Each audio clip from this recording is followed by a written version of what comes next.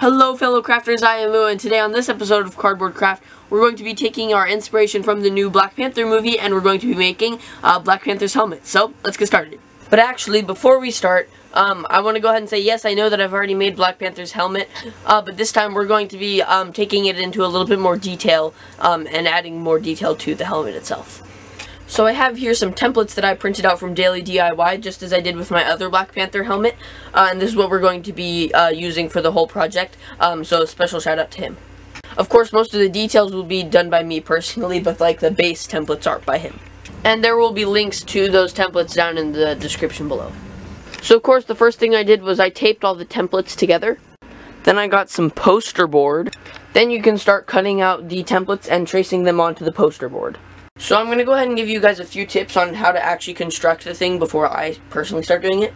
So when you cut out the templates, only cut out a few at a time and only cut out ones that are going to go together. Then you can cut them out from the poster board and then of course glue and tape them together. And the reason I'm using poster board instead of cardboard is because poster board is easier to like move around and shape into the shape you want it to be.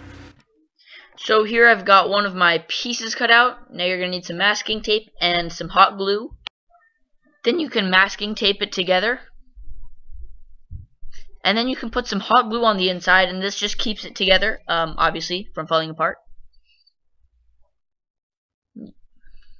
Then you can take off the masking tape. For the overall construction of the helmet for this video, you can you can go check out Daily Lomo's channel. There will be a link to that video. There's just the basic construction in the description below. So when you're done, you should get something like this. It's obviously not going to be perfect. Mine isn't, and that's what the next step is for. And also for some of the really big gaps, I covered it up with some masking tape. Also make sure the eyes are the same size, because on this one, as you can see, the eyes are a little different shapes, sort of funny looking. Alrighty, so the next thing you're going to do is paper mache the entire thing with some black construction paper, which I have right here.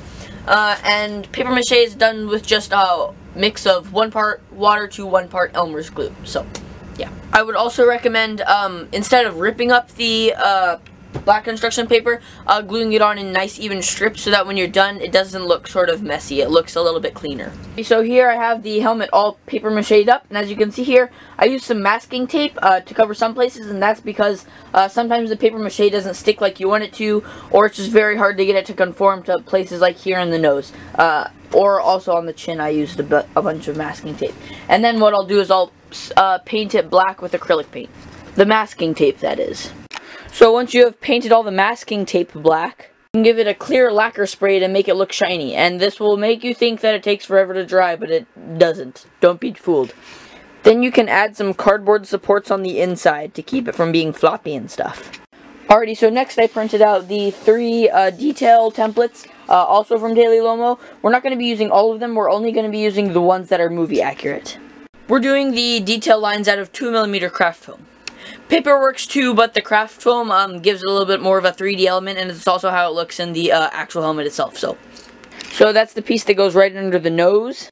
This little piece above the nose here, he does not give us templates for, so you can just freehand that. And this piece on the top, he doesn't place in quite the right place, so I chopped it down a little bit shorter, and put it in the correct area.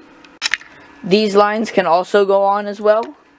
Then I made this piece for the cheek. This is based off of Daily Lomo's, but it's heavily modified. I'll leave you guys a template in the description for the ones that I heavily modify.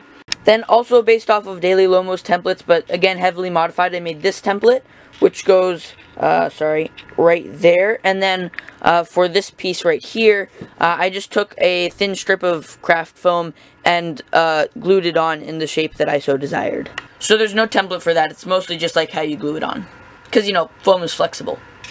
Then you can cut out this template that I created, and you can glue it on the side right here.